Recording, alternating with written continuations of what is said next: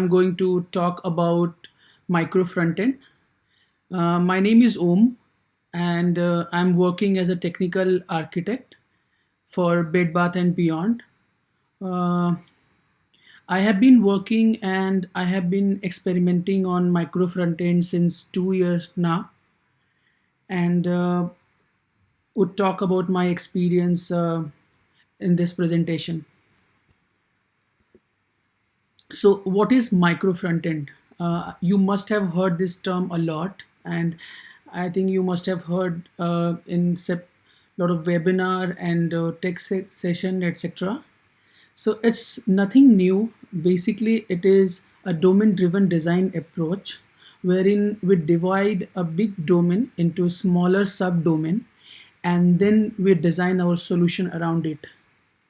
It's basically extending the idea of microservice architecture pattern in front-end development. Well, I'm sure if you guys are from front-end domain, you must have seen this journey, the history of frameworks, which came from 1999 to almost till now. Personally, I have seen the journey from JavaScript to jQuery. I've seen the journey from Backbone to Ember to Angular, and recently I've seen React to Vue and Flutter. And I mean, I'm sure you guys have also explored a lot of these frameworks and would have used in your day-to-day life in your day-to-day project. I'm sure it's pretty shocking for people who are not from front-end domain that this much revolution is going on, and every now and then we can see there is a new framework in the market which is solving some new problem and doing something better than the earlier framework.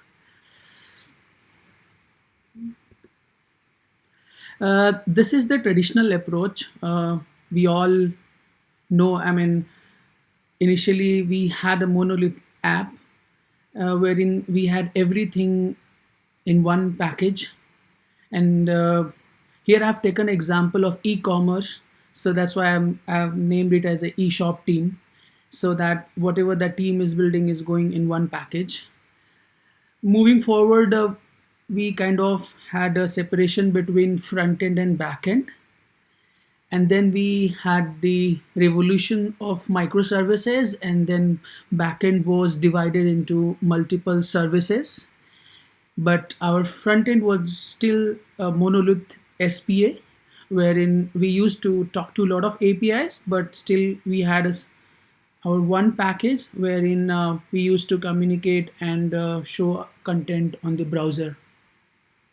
Well, I'm not saying here that monolith is a bad design pattern or it is a bad approach. No, it is not at all. It completely depends on your business case, the product you're trying to build, the problem you're trying to solve, whether that fits into that problem statement or not. So, by talking about microservices or micro front end, we are not saying here that monolith is a bad design pattern, not at all. Uh, in most of the organization I have worked so far, I have worked with a lot of MNC, with big old banks. I have seen that they have layered architecture. They have their business team, they have a operation team, they have their microservices team, and then they have a front end team. They are layered on top of each other, and whenever there is any change, whenever there is any feature, there is lot of communication happening between this layer, and there is a lot of wait time. You will propose something to business, they would think on that, they would come back, then you would talk to your WebOps team whether that is feasible, you would talk to your microservices team, you will do the analysis around the existing legacy systems, etc., and then probably you would be in a position to move forward. What micro front end approach suggesting here, can we build a vertical team? A vertical team having a specific goal, and team having everyone from a business, operation, services, front end, and then they could focus on one job, they could focus on one business problem, and they could move fast. They could innovate in a better way because they have a limited area to focus, to solve, to think. So this is what micro frontend is suggesting. I'm sure you guys must have heard the trend of squad and tribes. A lot of companies like Spotify, Netflix, Facebook, they form squad, which is the this vertical team, and then they form a tribes, which is a horizontal across this squad to do the communication. And you have to focus on uh, the team you belong to, with the squad you belong to. At the same time, you can communicate horizontally to the tribes you belong to. Well, this is what the micro frontend says, that you divide your big domain into multiple small domain. So here we are talking about a e-commerce platform. So I've taken three domain, for example, product team, search team, and checkout team. So what we are suggesting here is you can have a front end micro app which is just dealing with the product feature. Similarly for search and checkout. And then you have a specific services which are serving for your request, which are specifically focusing on your use case. And there is a dedicated database as well. And this is something approach which micro frontend pattern is suggesting. Well, here I've taken an example of product description page. I'm sure you guys have done shopping on Flipkart, Amazon, etc., and you must have seen that how a product description page looks like. And I've taken the example of this product description page, which has a product detail, which has the information about the product and the suggestion while you're doing shopping. These are the different team building different pages, and based on the route, whatever route user is browsing, this shell would request that particular page or fragment or component, and it would compose that page, and it would show that to user. So the whole idea is there is a window which user is accessing, and that window is talking to multiple sources, bringing all the required data and composing that page. Here we'll go in bit more depth to understand how exactly it works. So we'll start from the bottom. As you can see, these are the vertical team. Team Inspire is working on a Thunder framework. I've not taken particularly any React, Angular, or something, because here we are talking about a vanilla architecture. So let's assume that Team Inspire is working on a Thunder.js framework.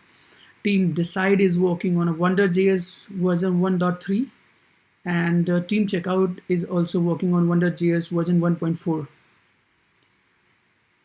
It is possible for both these teams to have a different version because they are isolated, because their package is independent, and that's why they are able to work on a different version of same framework. Well, like I said, there has to be a knowledge sharing between the team. So these are the people who would communicate to all this vertical team and make sure that everyone is moving towards a larger picture, a bigger goal. So they would work, they would compose, they would develop the fragment which they are supposed to develop, they would develop a page, they could develop a component, and this all would serve to that a layer. Let's call it as a stitching layer, a layer which will take all the data required and then compose the page, and it will serve the page to the user. There could be a two approach here, right? As you can see, there is a one client composition and there is one server composition. Either you can choose to compose your page on server side, or you might choose to compose your page on client side. These are certain examples which these, I would say, frameworks or solution around how you can compose the page on server side, and these are certain examples how you can compose on client side. So ultimately, what you're doing, you are bringing bit and pieces, and you are composing a page, and then you are catering the same to the user. And based on the transition, again you are composing different pages and serving to the customer. So this is the high level architecture of uh, micro front end approach, where wherein we are not composing that page in advance.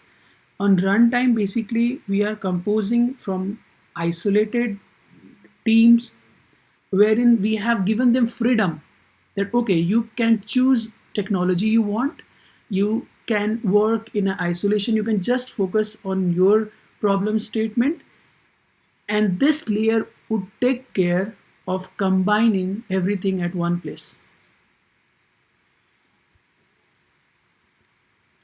Well, why micro front end? I mean, we are happily working on single page application using React, using Angular, using Vue.js, etc.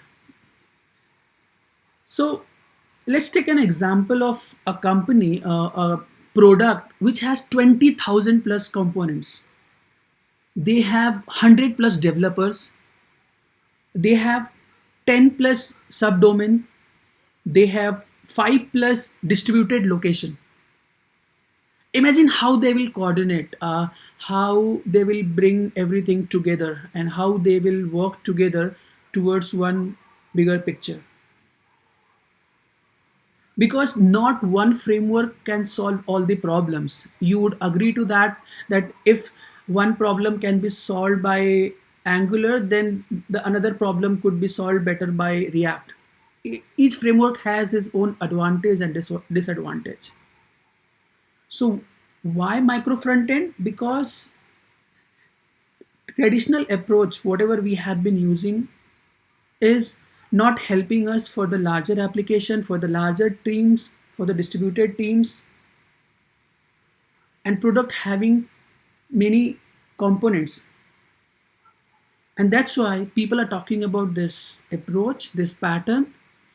And I have written here that this is a design pattern or this is an architecture pattern. This is not a framework or library like your React or Angular, or that you can directly go and you know that this is the way I am supposed to write the my component, and this is the way I'm supposed to manage my state, etc.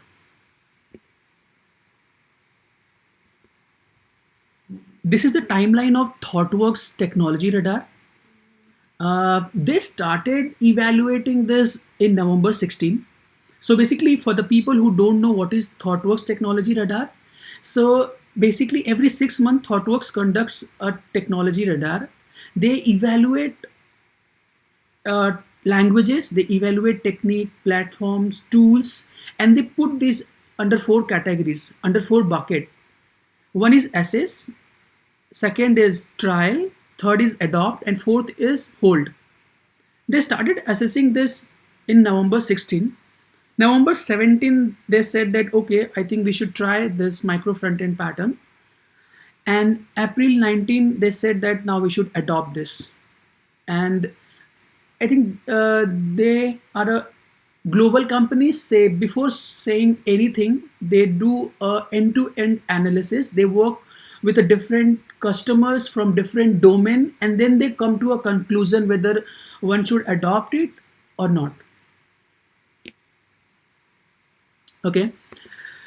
Well, what are the benefits? Why one should use micro front end? So there has to be some benefit. So here we'll talk about certain benefits which we are going to get if we start using this pattern or architecture. Incremental upgrades. Well, you if for the people who have worked on a project which are really huge, they know that if they have written their project in Angular or Backbone or Ember, they cannot migrate the whole project into React or Vue.js. even they do, that won't be a efficient or a optimum approach. So what is the benefit we get using micro front end approach? We can do the incremental upgrade. So later on in this session, we'll talk about how we can migrate, but micro front end is helping us to migrate in bits and pieces. The second benefit is our code is simple because we are solving a limited problem, a small problem. So our logic would be simple. It won't be complex or a mess of logic, and which would run into a lot of problems. So it would be simple. It would be decoupled because we are not opting for coupling, and that's why we are following that microservices architecture, microservices pattern. So our code base would be decoupled. Like we already spoke about this reducing communication overhead, because as of now, in the manner we work, there is a lot of overhead of communication while doing the development, while doing the uh, testing, while doing the even any kind of activity which falls in SDLC, software development life cycle. Well, one important aspect which I wanted to bring is independent deployment does not mean that you are having an independent release. You might have independent deployment. You can break your application into multiple uh, Docker images, or you can have a multiple jar or var and you can deploy, but that does not mean that it is equivalent to independent release. So release means that each team can have their own version of release, and they can choose that, okay, we are at our feature 1.3, the another team can decide that we are at our feature 1.5, and they can do the release independent of the other team. The other important benefit is autonomous team.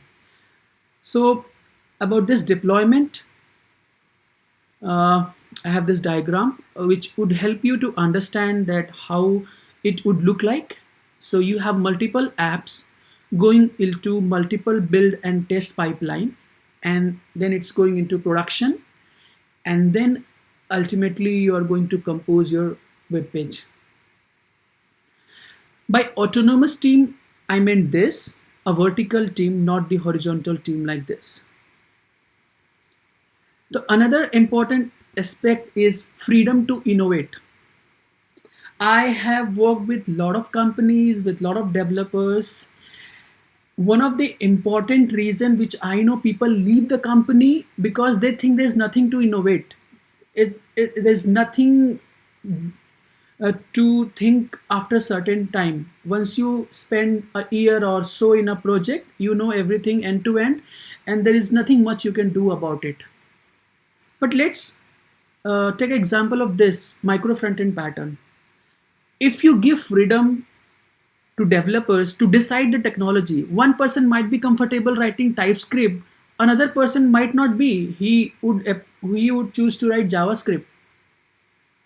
One person might be good at React, another person might be good at Angular. So you're not forcing your uh, developers to choose what you have decided, what your architects have decided, or maybe what decision you have taken 2 years back. You are giving them freedom to decide what would be the best based on the problem, based on their skill set, and based on what they're comfortable. And as I know, as a developer, if I get to learn something new, if I get to innovate, I would stick to that team, I would stick to that project. So this is also one of the benefit when we go and follow this pattern. These are certain core principles which I could identify while working for a few of my clients.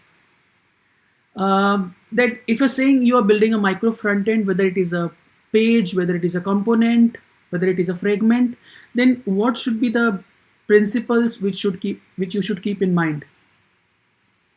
So the first important aspect is should solve specific business problems. So whatever app you are developing, that sub app, micro app, it should be solving a specific problem, and you should know, your team should know what is the goal.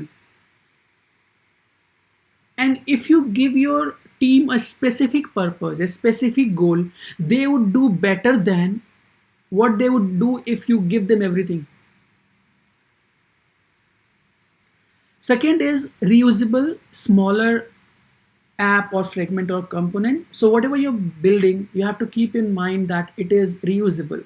For example, I'm building a fragment for a product image. I have to show a product image on product description page. I have to show it on product listing page. I have to show it on a cart page. I have to show it on a home page. So that should be reusable. That fragment should be able to fit wherever I want, or wherever there is a requirement. Micro app should be independent and isolated. That is, I think, self-explanatory what it means. Minimum dependency. I understand that you cannot build a completely isolated micro front-end app. There would be some dependency, but you have to keep that minimum. You have to follow the same microservices architecture, wherein you keep really less dependency between the services, between the contract which you build to design the microservices. Well, it should be technology or framework agnostic. So, like we already discussed about it, easier to understand, develop, test, and deploy. So, whatever you're building, you should make sure that one should be able to deploy, test, and develop easily. There should be a faster and reliable CI/CD. I would give an example of project I was working. It used to take 1 hour to build the prod. So if I put npm run prod build, it used to take 1 hour, and that was because they had a huge app having thousands of components, and they were trying to build everything at once. So that you have to keep in mind, that there is no protocol to it, but you have to be mindful of when you're building your micro app, you're building your sub app, it should take not more than 10 minutes. So that these are some core principles. Again, these are not standards. These are something which I have identified while working on micro frontend, and there could be more to it. Let's move forward.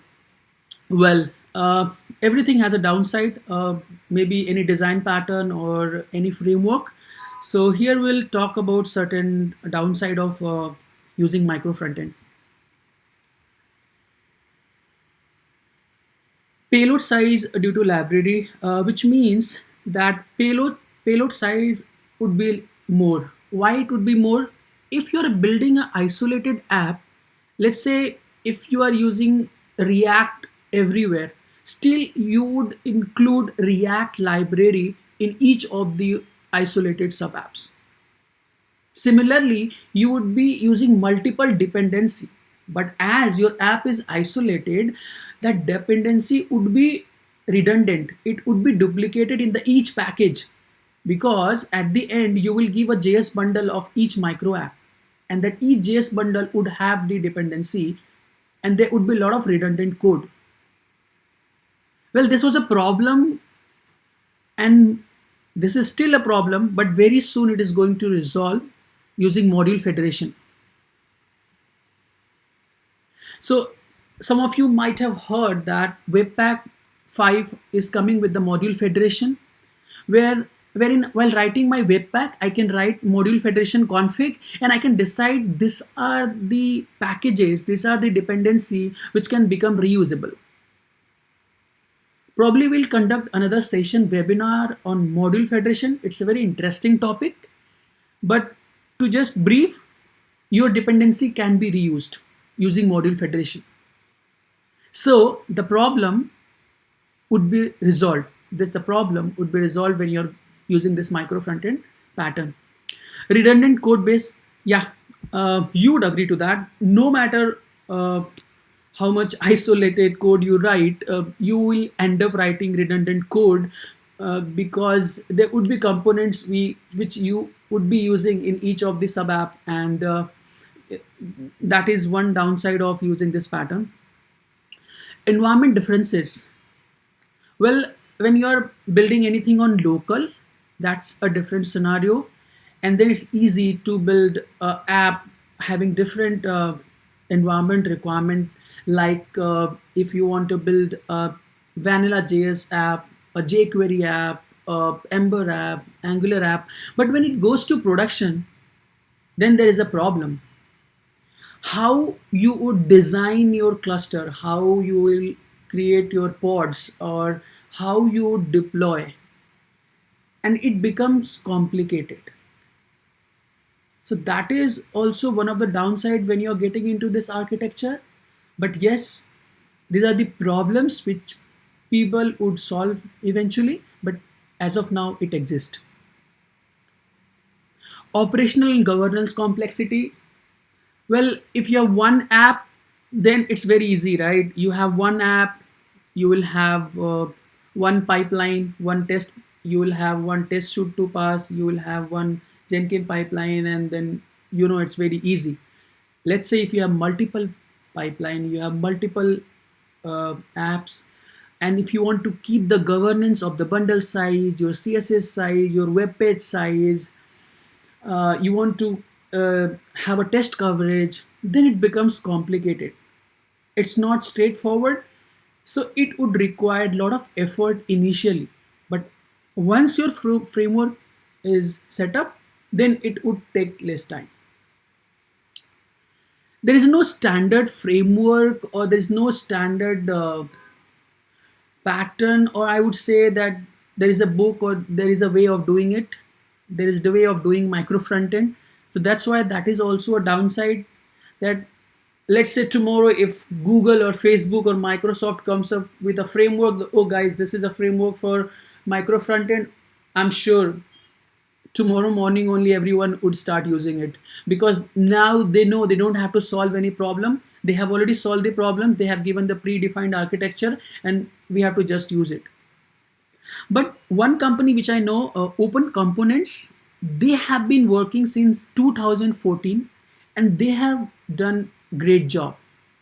So if you guys are interested, do explore this and see what they are doing in this architecture. Well, how to migrate?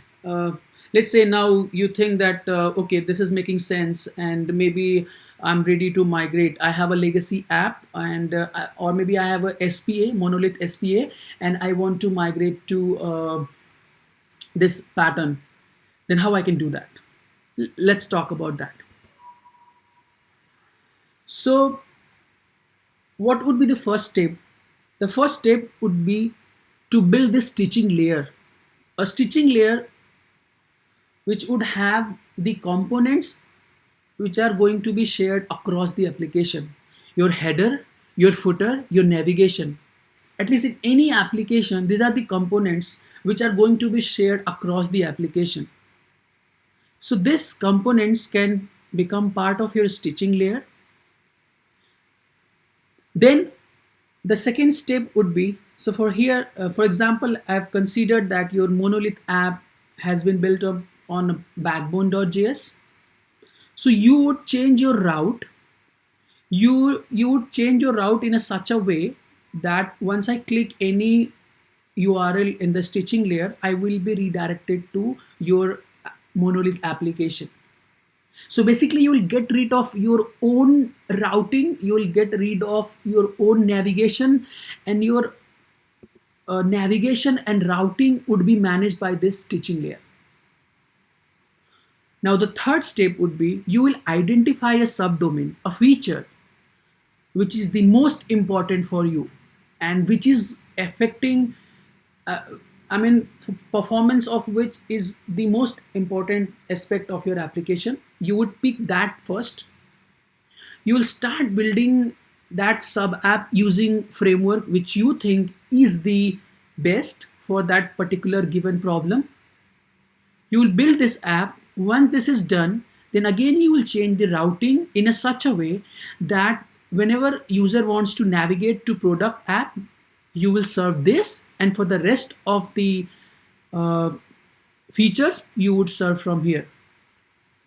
Eventually you will end up building all your sub apps, and you will get rid of your this monolith SPA, and you would be 100% into micro frontend.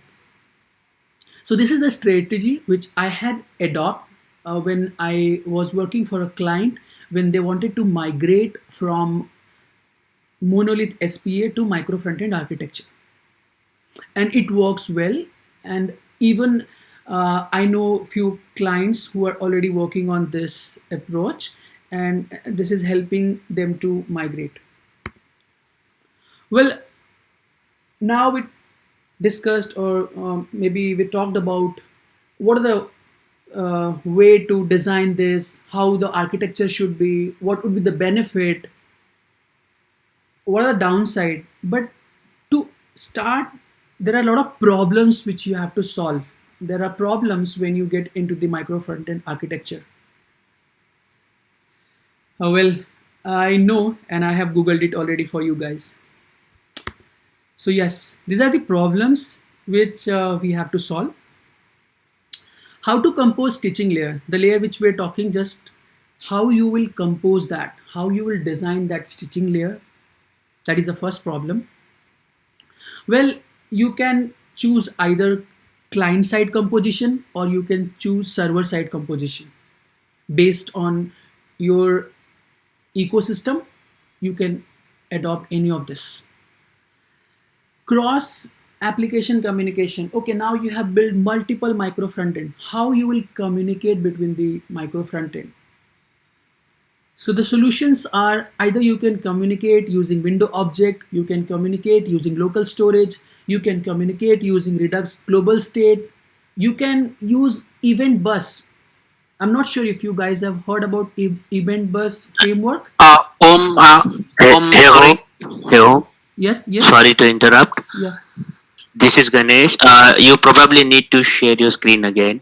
Looks like somebody just joined and your screen just stopped. So No, probably it's try to working. share it again. It's working, No, and it's just yeah, pin yeah. on I'm pin able on to see. I'm able to just see. pin on presentation. Um, Okay. okay, let me try that. No, Om, you don't need to do anything. I think just pin the presentation on top. It should work. Okay, okay.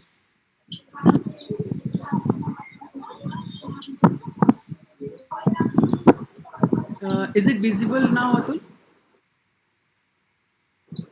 Yep. Yeah, Okay. yeah. Yes, sir, we can see that now. Thank you. Yeah, yeah, sure. So event bus is a framework which would help you to communicate between the apps.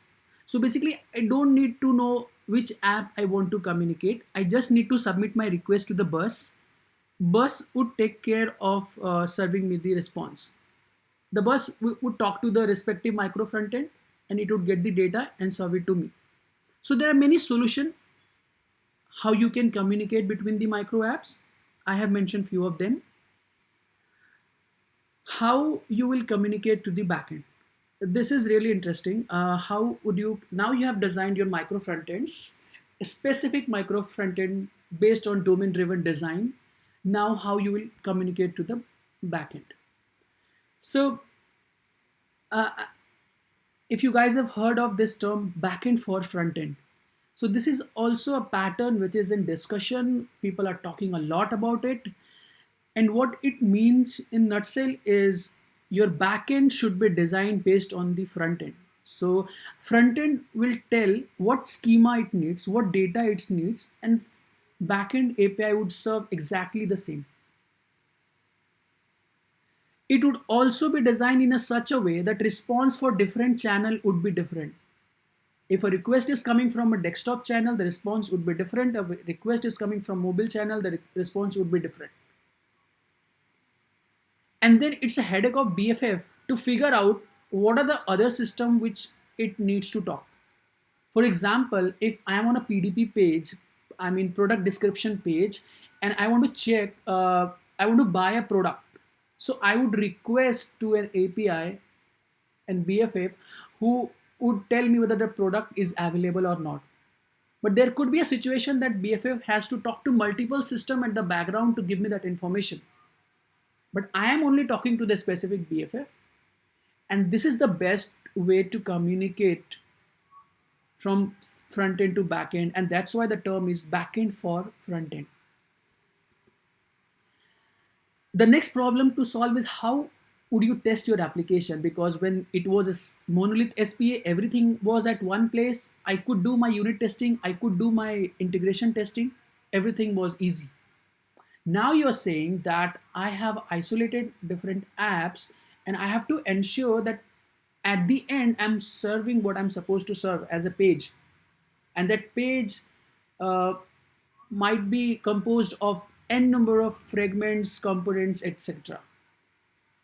That could be done using integration testing. You can use a test suits like you can have your Selenium suite or something like that, which can do the integration testing for you. But still, there is a lot of scope uh, wherein I think people would innovate and come up with a better way of doing the testing of the application. How would you share the components? That is also a very important questions and a very important problem to solve, because in any application, in any product, at least 20 to 30% of the utility and components are reusable or something which can be shared. How would you design that? How would you design your infrastructure in a such a way that your web apps are technology and framework agnostic, still you should be able to deploy and serve seamlessly? How would you ensure that your design or theme or style is consistent across all these different micro apps? So these are certain problems. I have added slides to answer all this problem. For now, I'm not explaining, so I'll share this slide at end and you guys can go through it. Well, how I can implement it? I know all the good side, bad side, and everything. Now I want to know how I can implement this. Is there any ready-made solution around it? Yes. So these are the frameworks which can be used to implement.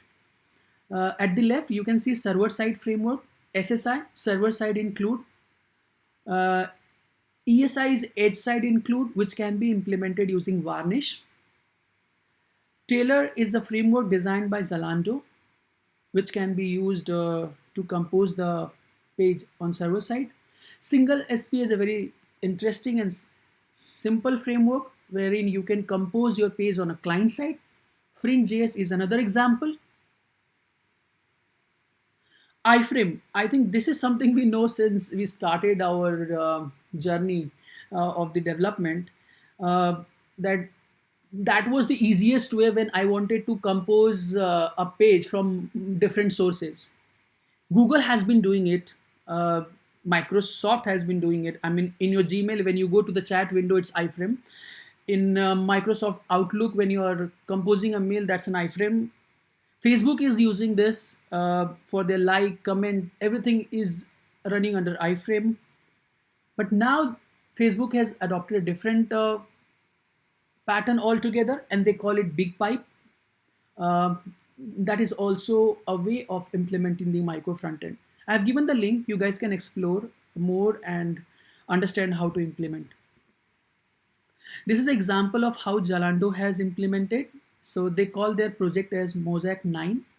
So how it is happening is there is a request from user. It's a reverse proxy system which would decide whether it want to redirect the request to API directly, because if it's API request or if it is a web page request, it would go to this layer, and this would be a node layer wherein node server would compose the page, it would talk to the required API and the serve the requested web page to the user. Well, let's have a demo. I have a simple demo which I want to present.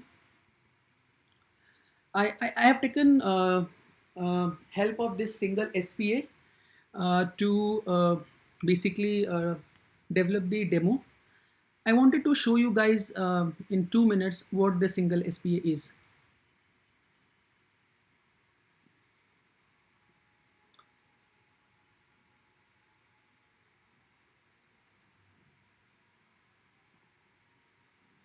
Single SPA is a JavaScript library for doing microservices in the browser. Picture your single-page application. It's written with an old framework, and it keeps getting larger. Your team is stepping on each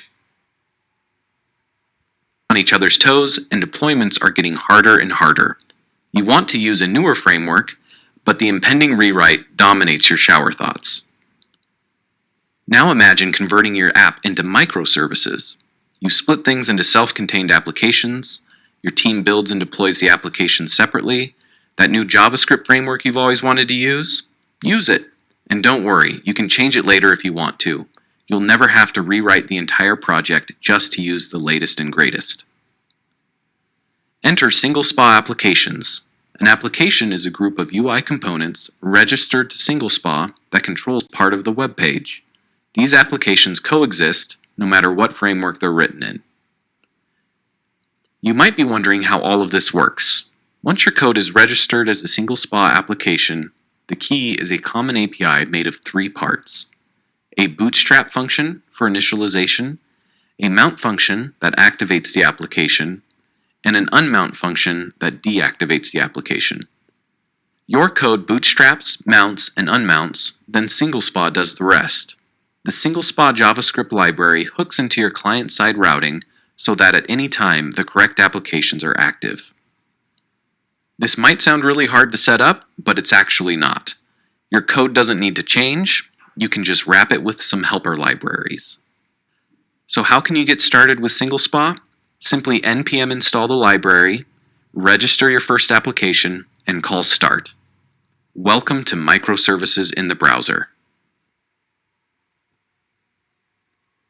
Yeah, so this was the introduction of Single SPA. I've used this same to build this demo. As you guys can see, I have a main app. I have a sub app which I have implemented using Angular. I have another sub app which I have implemented using React. I have 3 terminals, so I'm running these 3 sub app on a different port. So this is my main app, which is serving on port 3000.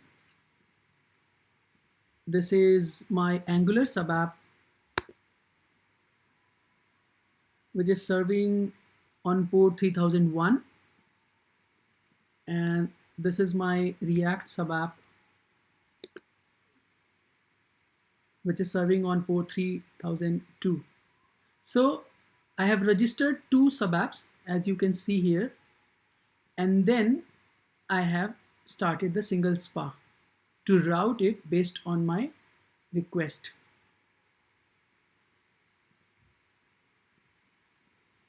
This is the demo. So this is the stitching layer. The header part and the navigation part has been built using React 15. This is the sub app which has been built using React 16. This is the another sub app which has been built using Angular 5.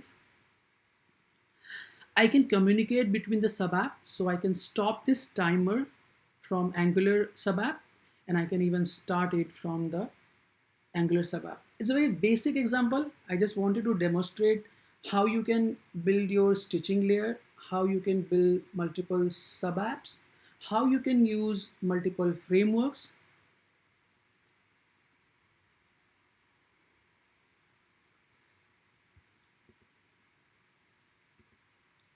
Well, I have reached to the end of my presentation. So to conclude, I would like to say that whether you should start using this or you should not, it completely depends on your problem statement, depends on you, depends on your organization.